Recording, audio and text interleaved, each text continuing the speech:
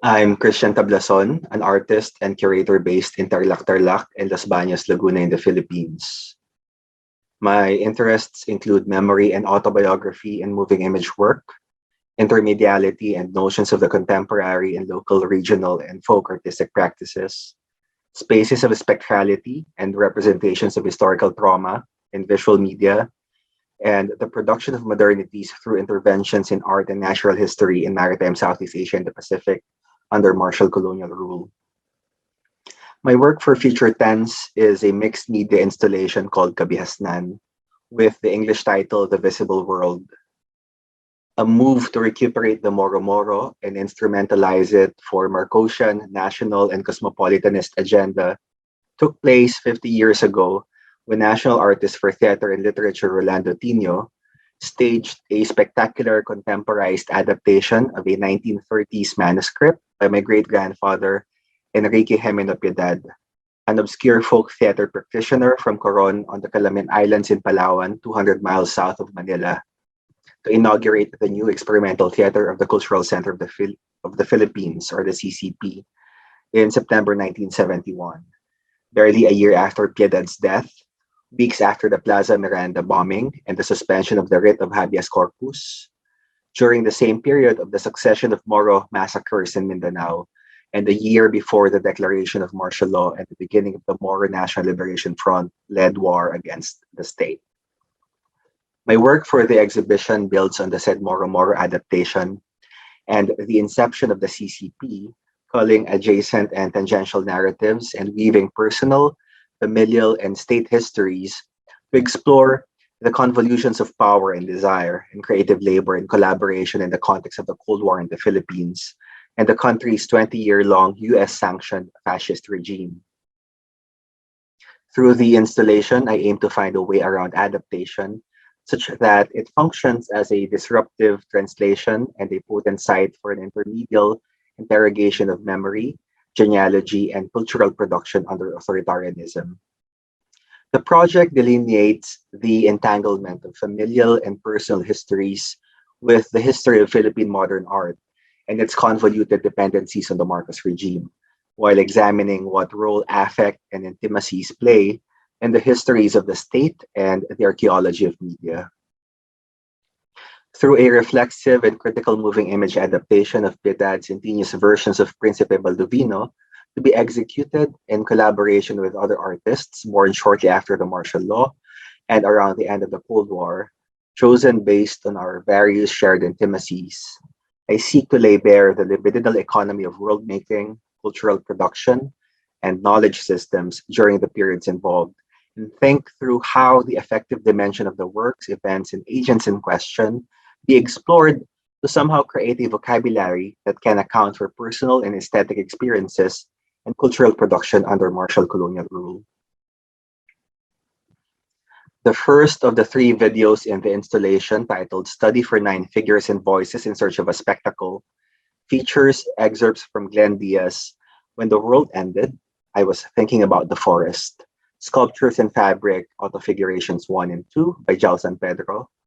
performances by Naiya, Cristel Buesa, Miyamoto Shin, Jael Mendoza, Ayo Balanon, and Mark de las Alas.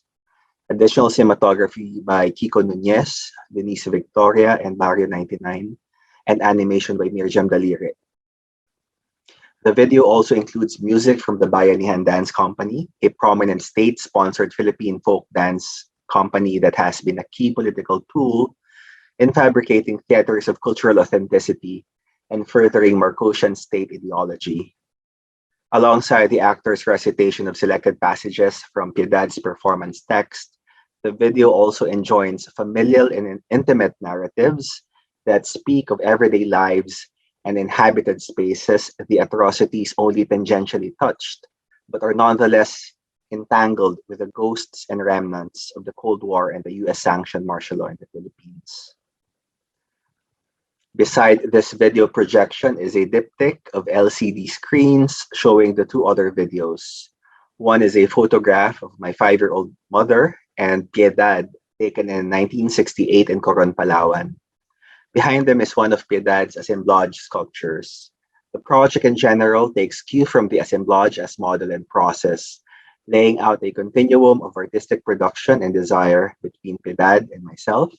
across personal, familial, and state histories, generating points throughout my adaptation through borrowed and appropriated objects within the timeline between and beyond us, and comprising inflections and extracts that intimate labors of worlding across disparate periods and milieus.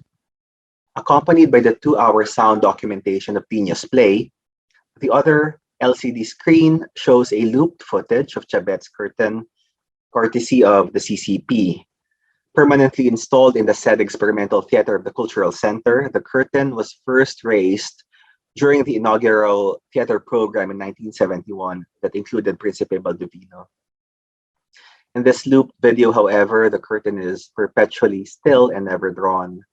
Chabet, widely acknowledged as the father of Philippine conceptual art, began this work with a small work on paper, a collage specifically, and this was then translated into tapestry by weavers in Kyoto, Japan.